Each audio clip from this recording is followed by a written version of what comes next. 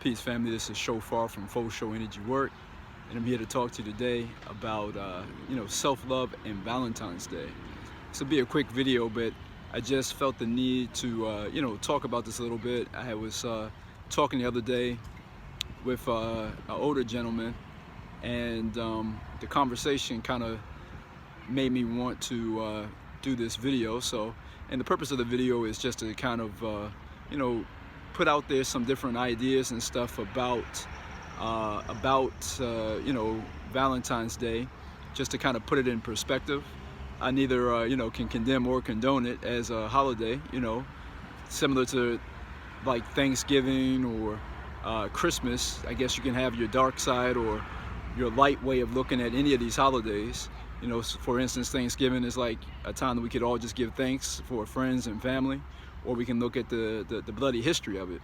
And Valentine's Day is kind of similar in that we can look at where the holiday originates from and how it is used, commercialized, commercialization of love, or we can just go ahead and get together and let our lover or lovers know that we appreciate them.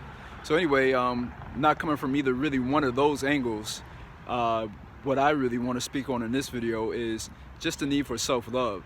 So whether you find yourself single or really deep in the midst of a relationship, whichever one is the case or whatever is alive for you right now, just knowing that we are sufficient, that we are enough, and that to love on ourselves. Sometimes we can lose sight of that in the midst of say something like a holiday like Valentine's Day. For those of us who don't have someone in our life at that moment, we can allow that to be something that we create value around being desired or needed or wanted by someone else. Again, nothing wrong with any of those things. There's nothing wrong with being in a relationship and being happy with that. But if our happiness is tied solely to that, then what happens if and when the relationship ends or changes? Then what happens to our happiness? So, that's one angle of it. Is to really just work on ourselves to do all of the things that we need to do to value ourselves and to have enough self-love for ourselves, and that really will make us get the most out of any of these holidays. And then the other thing is to, from a kind of tantric or Taoist way of looking at things, is to really realize that Valentine's Day it needs to be more often. Just like Mother's Day, just like Thanksgiving. It's like we put these values on these 1 days, 365 days out of the year. Next month is Women's Month, in March, or Black History Month. But these are all things that we need to put value on all of the time. And so to make 1 month or 1 day a day where we focus on love is really, kind of shitty when it's all said and done.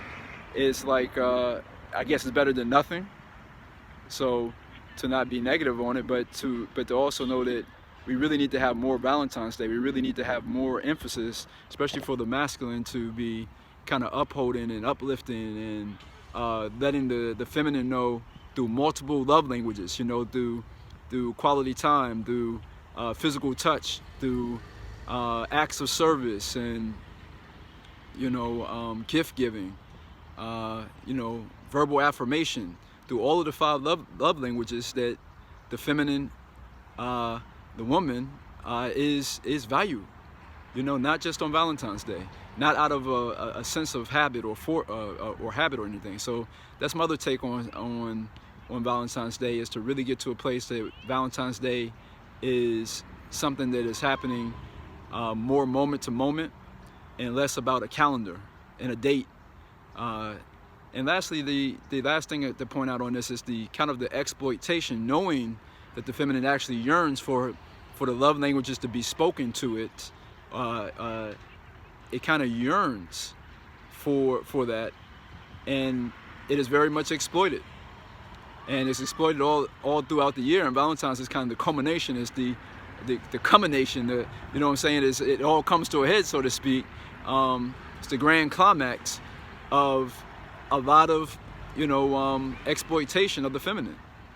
Knowing that the feminine wants, that it yearns to be validated, and that it yearns to be beautiful and loved and cherished.